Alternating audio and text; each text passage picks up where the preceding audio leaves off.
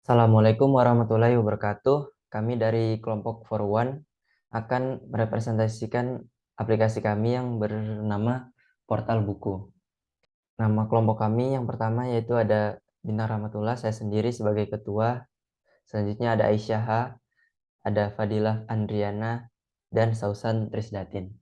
Baiklah, langsung saja.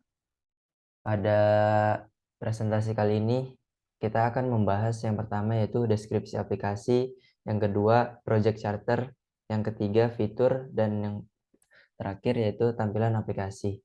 Yang pertama yaitu deskripsi aplikasi. Portal buku adalah aplikasi berbasis website yang bertujuan untuk memperjualbelikan buku bekas dalam lingkup mahasiswa, sehingga dapat mempermudah akses pendidikan dan minat baca mahasiswa. Selanjutnya yaitu project charter. Pada project charter, yang pertama itu ada objektif.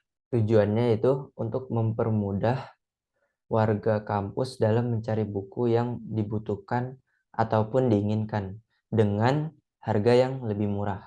Baiklah, pada slide selanjutnya kepada Fadilah dipersilakan.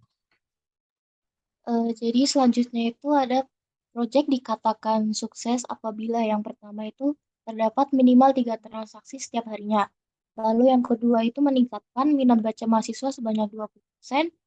Ketiga itu aplikasi jadi pilihan pertama jika ingin membeli kelas dengan skala 7 dari 10 mahasiswa. Lalu yang keempat itu tidak terjadi error saat melakukan jual beli. Kelima itu jumlah user yang mengunjungi website per bulan mencapai 50% dari total warga kampus. Lalu yang keenam adalah akses dalam mencari buku lebih mudah 2 kali dibandingkan dengan sebelumnya. Selanjutnya adalah proyek partisipan. Jadi proyek partisipan itu adalah orang-orang yang nantinya akan menggunakan aplikasi berbasis website kita. Yang pertama itu pengguna.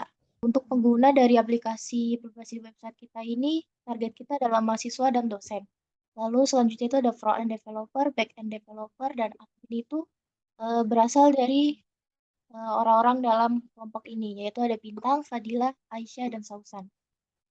Selanjutnya ada available resource. Available resource itu sumber daya yang dibutuhkan untuk mengembangkan aplikasi berbasis website kita ini, yaitu yang pertama itu ada kumpulan data tentang aplikasi e-commerce, dan yang kedua itu 4 buah laptop untuk mengembangkan aplikasi. Selanjutnya ada milestone. Milestone atau batu loncatan. Yang pertama itu adalah kita melakukan analisis. Analisis pada tanggal 17 Oktober 2022. Untuk selanjutnya, rencana kita adalah tanggal 21 Oktober 2022 itu kita melakukan desain aplikasinya. Lalu selanjutnya itu pada tanggal 30 Oktober 2022 itu kita membuat untuk prototipe yang pertama, prototipe 1. Selanjutnya 4 November 2022 kita akan melakukan pengembangan. Tanggal 10 Desember 2022 kita mulai membuat prototipe untuk yang kedua.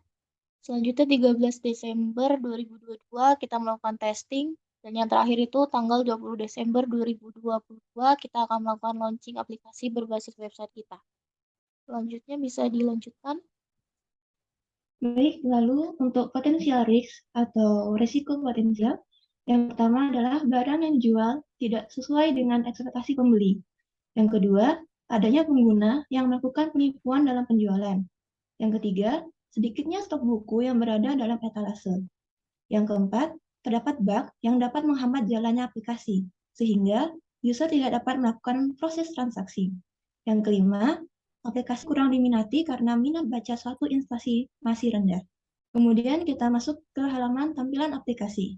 Nah, berikut ini merupakan scenes halaman dari etalase buku dari proyek kami.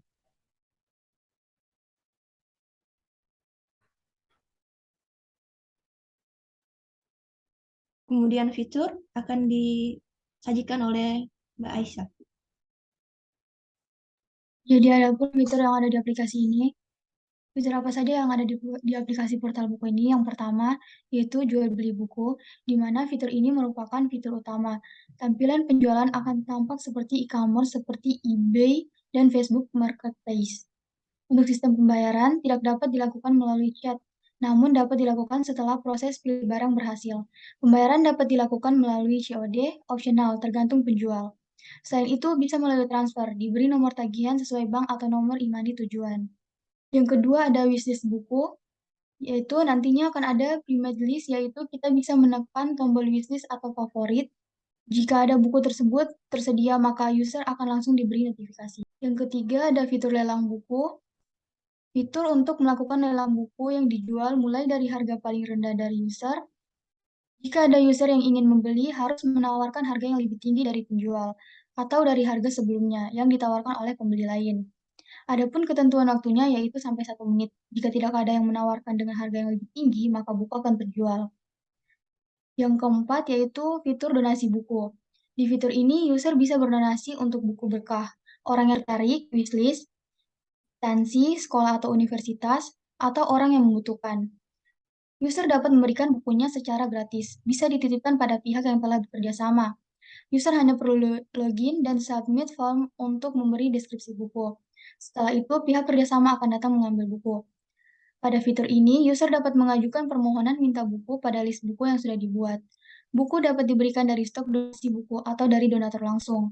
Permohonan yang diterima dapat dijadikan privat ataupun publik. Jika publik, maka semua orang dapat melihat siapa yang meminta buku dan dapat memberikannya secara langsung. Sekian dari kelompok kami, mohon maaf bila ada salah kata. Terima kasih. Wassalamualaikum warahmatullahi wabarakatuh.